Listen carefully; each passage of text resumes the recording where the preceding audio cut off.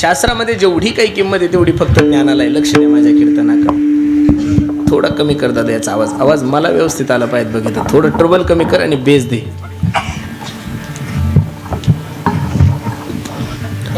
शौनक ऋषीच्या ब्रह्मसत्रामध्ये सूतजींचं आगमन झालेलं आहे.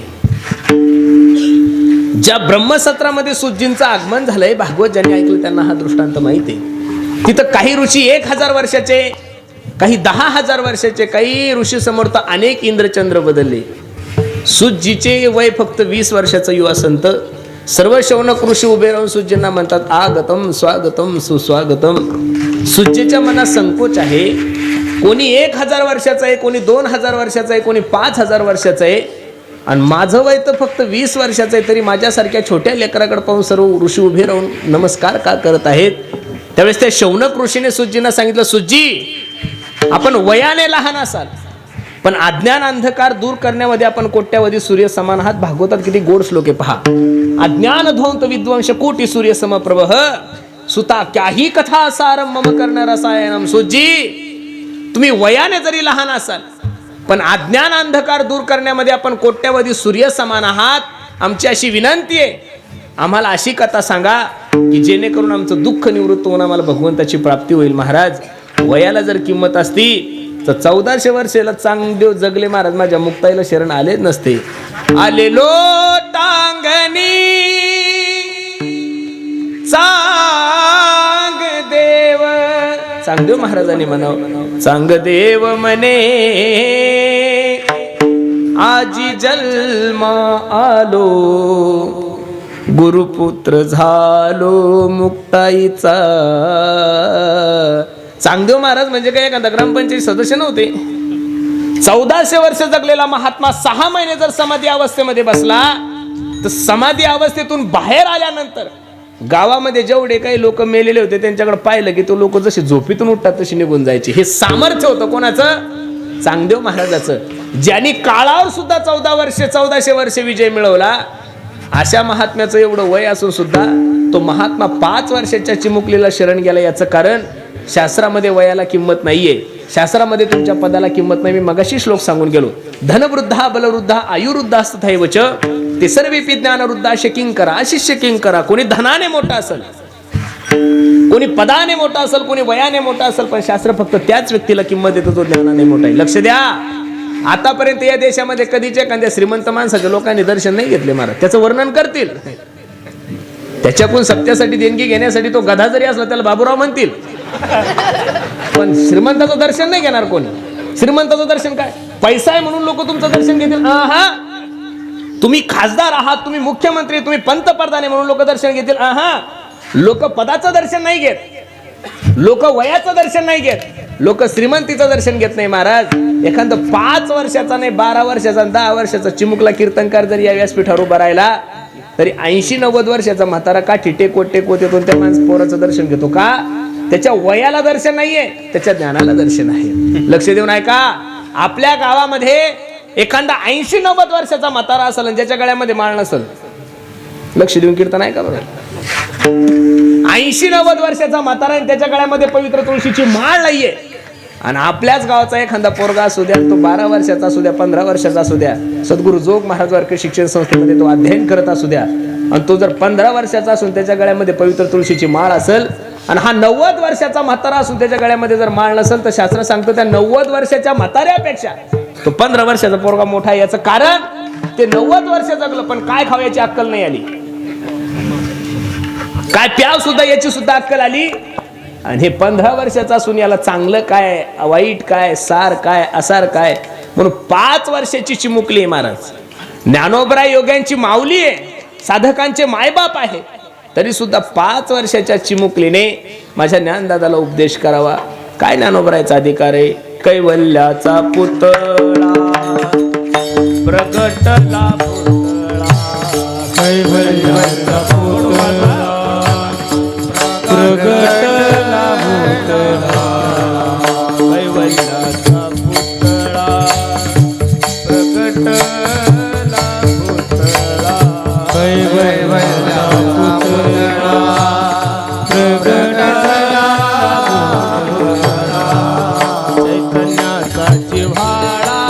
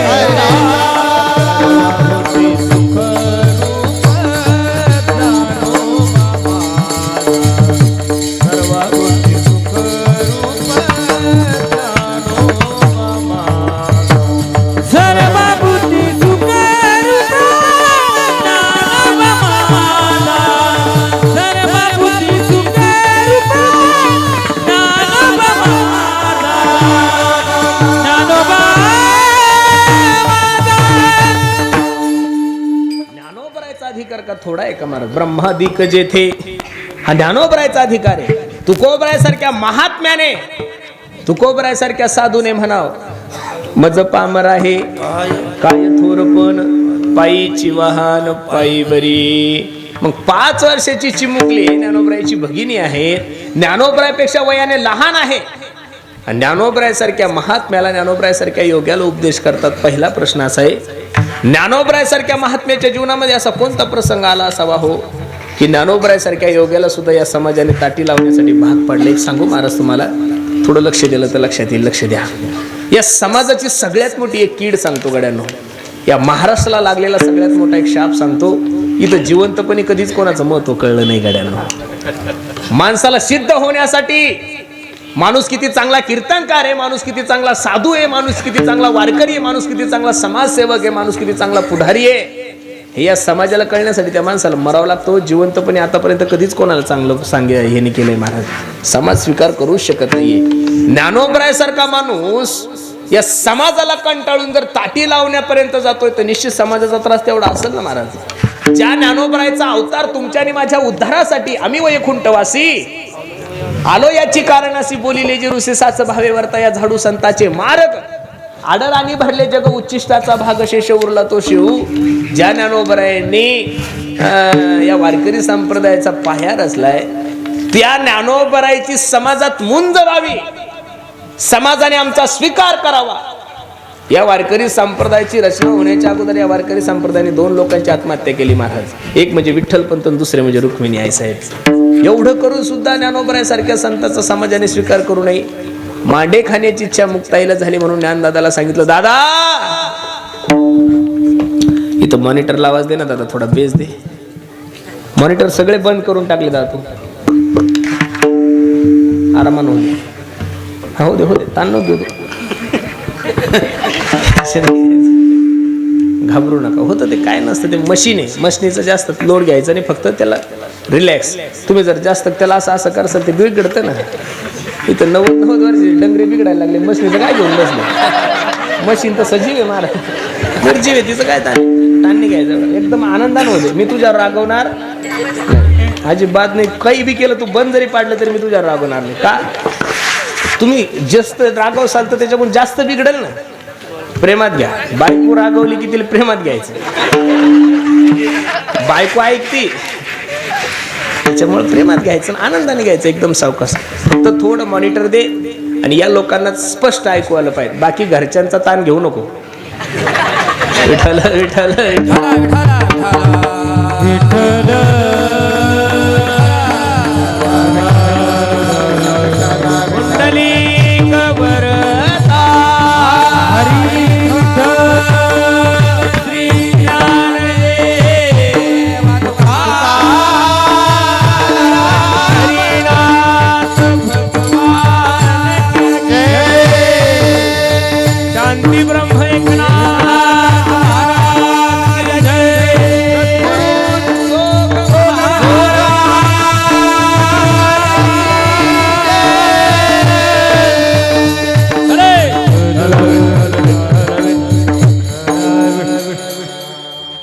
खाण्याची इच्छा मुक्ताईला झाली आणि मुक्ताईने सांगितलं, ज्ञानदादा आई बाबा गेल्यापासून मांडे खाल्ले नाही, जा ना मांडे भाजण्यासाठी खापर घेऊन या.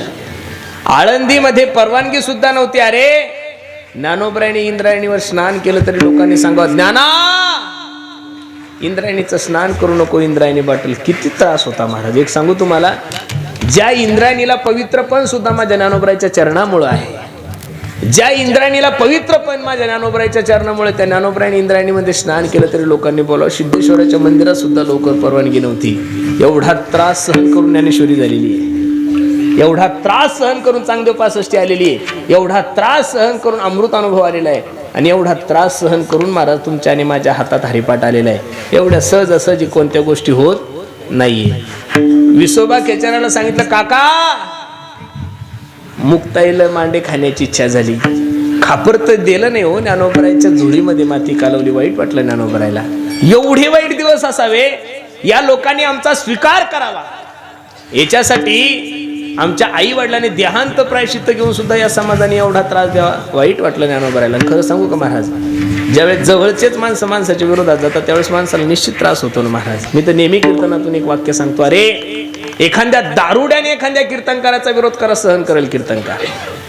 एखाद्या दारुड्याने एखाद्या गायकाचा विरोध करू द्या, वादकाचा विरोध करू द्या, कथाकाराचा विरोध करू द्या, एखाद्या प्रवचनकाराचा विरोध करू द्या, एखाद्या संत महात्म्याचा विरोध करू द्या, सहन करेल तो. पण ज्या दिवशी कीर्तनकार जर कीर्तनकाराच्या विरोधात उभे राहिले तर कसं होणार महाराज या संप्रदायाचं? ज्या दिवशी गायकच जर गायकाच्या विरोधात उभे राहिले तर कसं होणार या संप्रदायाचं? कधी वादकच जर वादकाच्या विरोधात उभे राहिले तर कसं होणार महाराज? सगळ्या महाराज लोकांनी भ्रष्टाचारी नेत्यांचा आदर्श घेतला पाहिजेत महाराज. म्हणजे ही सांगायची वेळ आली मला संप्रदायातल्या लोकांना की आपण एका कलरचं धोतर घालून एवढे बावळेवाणी वागतोय. पुढाऱ्यांचा आदर्श ज्ञानोबा तुकोबराची लेकरं आपण किती एक राहिलं पाहिजेत महाराज. लोकांची धारणाच राहिली. माणूस थकतो केव्हा? ज्या दिवशी त्याच्या क्षेत्रातले लोक त्याचा विरोध करतील. आता खासदार आमदार लोक आपले काय विरोध करतील? त्यांचं क्षेत्र वेगळं आहे ना.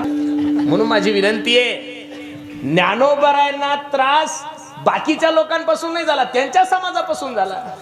त्यांच्या लोकांनी त्यांना वाईट टाकलं होतं, बाकीच्या लोकांनी नाही वाईट टाकलं ना महाराज. मग थकून जातो माणूस. मी नेहमी आवर्जून एक उदाहरण सांगत असतो. एका गल्लीमध्ये 2 दुकानं होती.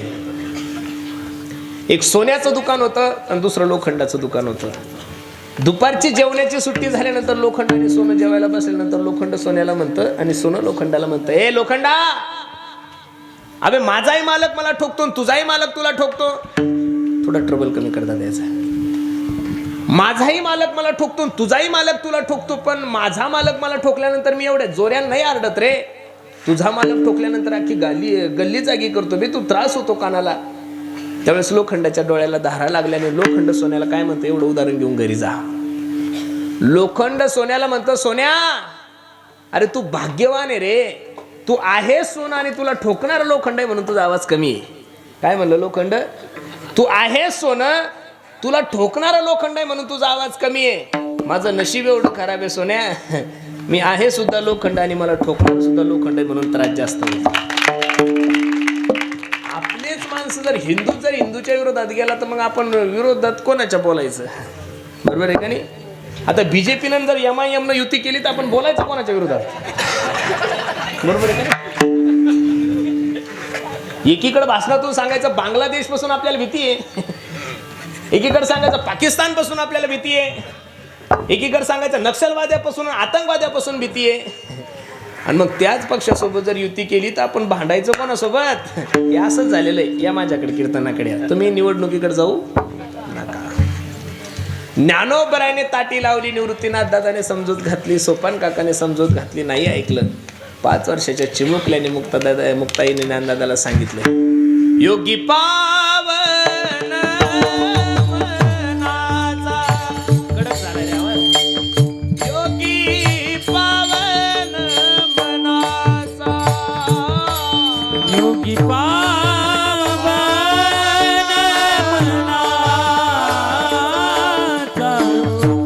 पावन मनाचा, योगी पावन मनाचा, योगी पावन मनाचा, योगी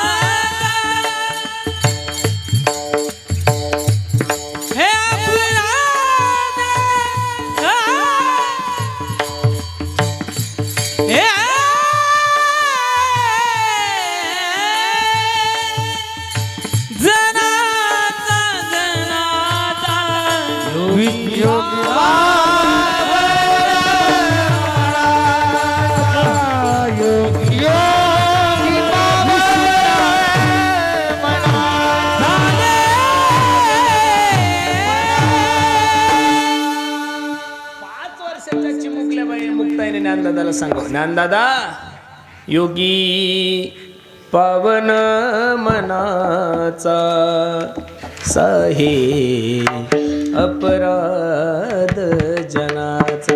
ज्ञानदादा आपला जन्मच समाजाचा त्रास सहन करण्यासाठी झालाय.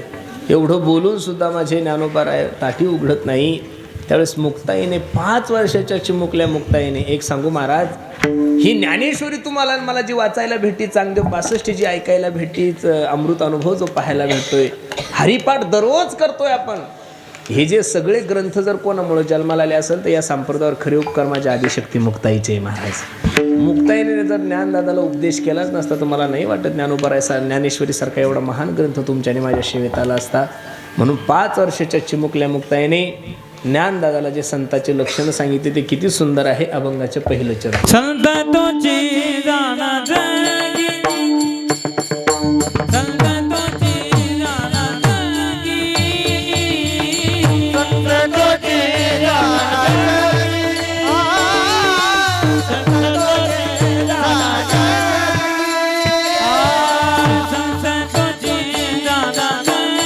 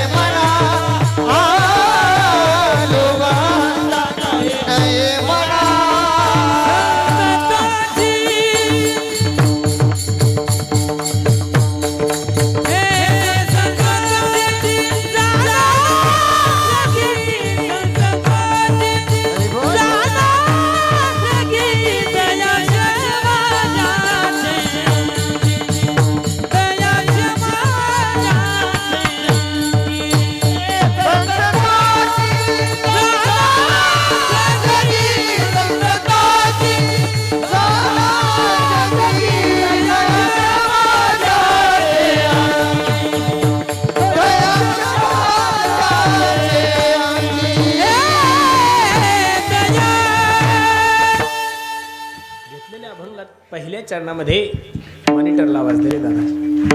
पहिल्या चरणामध्ये माझ्या मुक्ताई सांगतात, संत तोची जाना जगी, दया क्षमा ज्याचे अंगी. कोणाला संत म्हणायचा हा पहिला प्रश्न निर्माण झालाय. कारण हल्ली संताच्या नावाखाली संतांची संख्या एवढी झालेली आहे, दगड उचलला की संत जन्माला यायला लागला ना. नेमकं संत म्हणायचं कोणाला हा तर मोठा प्रश्न झालेला आहे. लोकांची धारणा चुकीची होऊन गेली.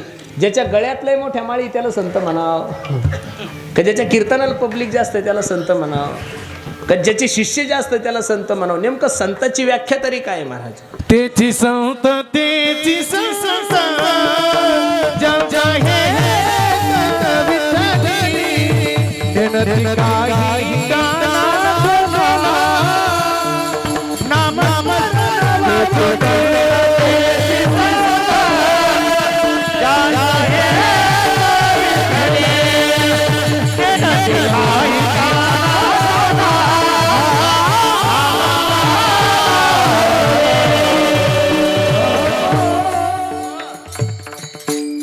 संताचे लक्षण सांगितलं. तेची संत ज्यांचा हेत विठ्ठले, नेनती काही टाना टोना, नामस्मरणा वाचून या.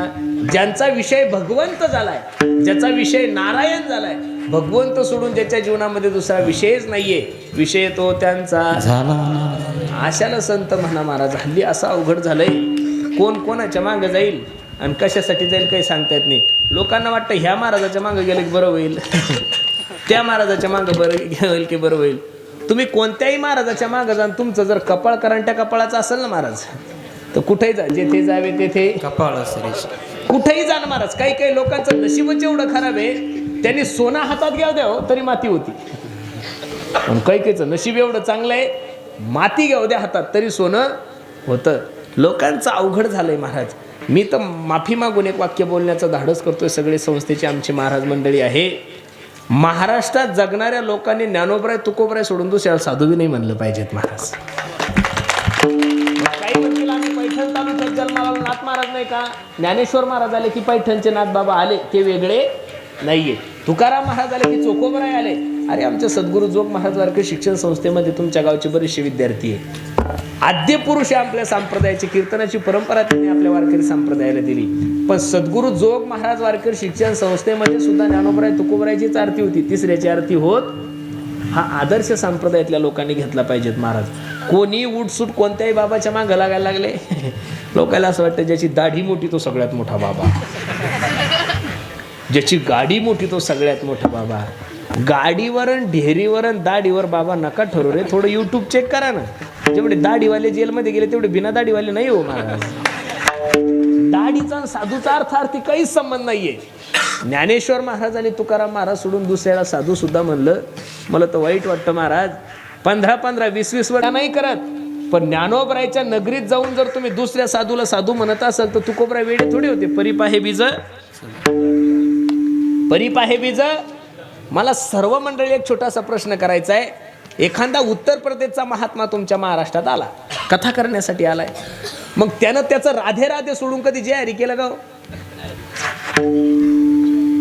त्यानं त्याचं राधे राधे सोडून तुम्हाला आला रामकृष्ण हरी म्हणला का तो? नाही नाही नाही. तो भारतात कुठेही जाऊ द्या, तो त्याचं राधे राधेच म्हणणार.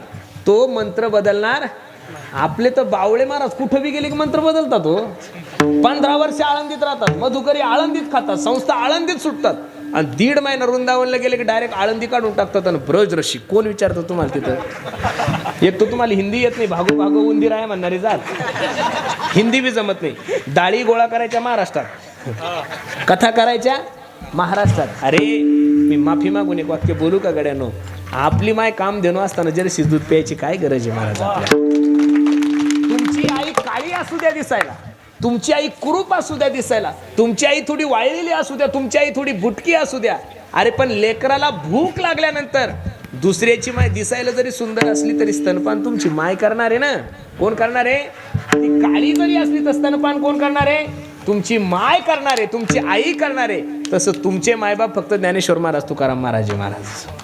मी परत एकदा सांगतो तुम्हाला, एवढं अवघड झालं महाराज. जसे पुढारी पक्ष बदलतात तसे लोक देव बदलायला लागले हो सरपंच. लोकांना असं वाटतं तिरुपतीला गेले माणूस श्रीमंत होतो. कोण म्हणतो तुम्हाला? आरती तर गेले टक्कल करावं लागते, श्रीमंत कसं होईल माणूस? तिरुपतीला गेल्यानंतर मनुष्य श्रीमंत होतो असं नाही हो महाराज. तुम्ही पेत तिथपर्यंत जाता, श्रीमंत होसाल का? पेत तिथं जाता आणि पेत घरी येता. बरं इखून येत नाही, कोल्हापूर मार्गे गोव्याहून घरी येता. गेले कुठं? तिरुपतीला. गेले कुठं? तिरुपतीला. आणि गोवा करून घरी येतात. मग तुम्हाला असं वाटतं का तिरुपती भगवंताची कृपा तुमच्यावर होईल? तिरुपतीचं थोडं मार्केट डाऊन झालं, नंतर लोक म्हणे साईबाबाला गेले की लोक श्रीमंत होतात. लोक नंतर साईबाबाला जायला लागले. तिथेही थोडं मार्केट डाऊन झालं, नंतर लोक अक्कलकोटला स्वामी समर्थाकडे जायला लागले. लोकांना वाटलं स्वामी समर्थाकडे गेलं, स्वामीजीचं भजन केलं की लगेच माणसाला मोक्ष मिळतो. आता ते तिरुपतीचंही मार्केट डाऊन झालं, शिर्डीचंही झालं, स्वामीजीचंही झालं. नंतर लोक उज्जैनला जायला लागले, ओंकारेश्वरला. लोकांना असं वाटतं तिथं गेले माणूस श्रीमंत होतो. ते बिचारे ओंकारेश्वर उज्जैनचंही मार्केट डाऊन झालं. आता खाटूश्यामजी आले. 10 वर्षापूर्वी खाटूश्याम कुठं होतं? कोणीतरी मला हातवर करून सांगा. महाभारतात खाटूश्यामांची कथा आलेली आहे, मान्य आहे मला. आता इथं सगळे भागवताचार्य, तरी सुद्धा त्या कथेकडे महाराष्ट्रातल्या देशातल्या कोणत्याच कथाकाराने असं एवढं काही फोकस केलं. पण इष्टाची जादू अशी महाराज. चॉईसनं कुठं देव ठरवत असतात का? चॉईसनं देव ठरू म्हणजे तुमच्यावर 20 कोटी कर्ज झालं आणि खाटूश्यामला गेले गेले, खाटूश्याम तुम्हाला 40 कोटीची बॅग देणार आहे का? अरे नाही रे बाबा, असं नसतं होत महाराज. असं दिवसाला देव बदलल्यानंतर देवाची कृपा कशी होईल? नामदेव राय ज्ञानेश्वर महाराज तीर्थयात्रेला निघाले. नामदेवरायच्या डोळ्याला धारा लागल्या. ओ देवा, तुम्हाला सोडून मला कुठं जा वाटत नाही, माझं मन रमत नाही देवा तुम्हाला सोडून. पण तुम्ही खूप आग्रह केला म्हणून मी ज्ञानोबाई सोबत चाललो. पण ऐका ना, कटेवरी कर